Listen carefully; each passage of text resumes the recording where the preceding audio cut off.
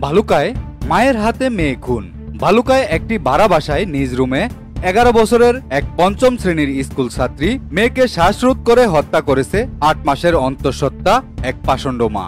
এই ঘটনায় মা কেয়া চক্রবর্তীকে আটক করেছে পুলিশ। পুলিশ জানায়, ভালুকা পৌর সদরের সাদেক টাওয়ারের একটি ইউনিটের ভাড়াটিয়া প্রসঞ্জিত এর 8 মাসের অন্তঃসত্ত্বা স্ত্রী কেয়া চক্রবর্তী 35 ও তার মেয়ে পঞ্চম শ্রেণীর স্কুল ছাত্রী প্রীতিকা চক্রবর্তী 11 অবস্থান করছিল। বিকাল 4:30টার দিকে মা তার মেয়েকে শ্বাসরোধ করে হত্যা করলে পাশের ইউনিটের লোকজন থানায় খবর দিলে সন্ধ্যায় পুলিশ ঘটনাস্থলে পৌঁছে নিহত মেয়ের মৃতদেহ উদ্ধার করে মাকে আটক করে থানায় নিয়ে আসে। কি কারণে মা তার মেয়েকে হত্যা করেছে তার কারণ খতিয়ে দেখছে পুলিশ। ভালুকা থেকে আনিস মালের রিপোর্ট।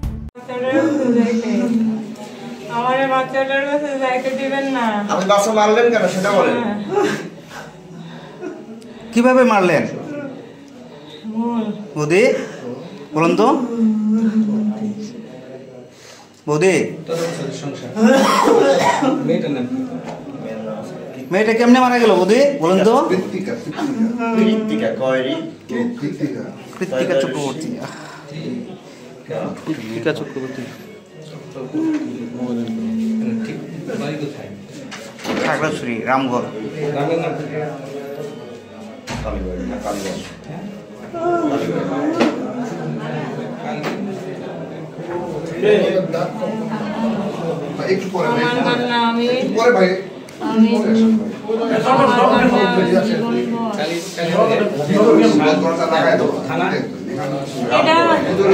এটা কি একটা কথা হইল?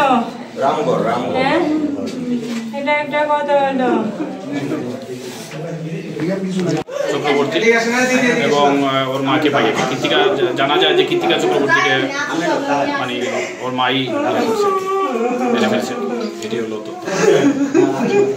আপনি এদিকে আসেন, আমার মায়ের কাছে ভারী করে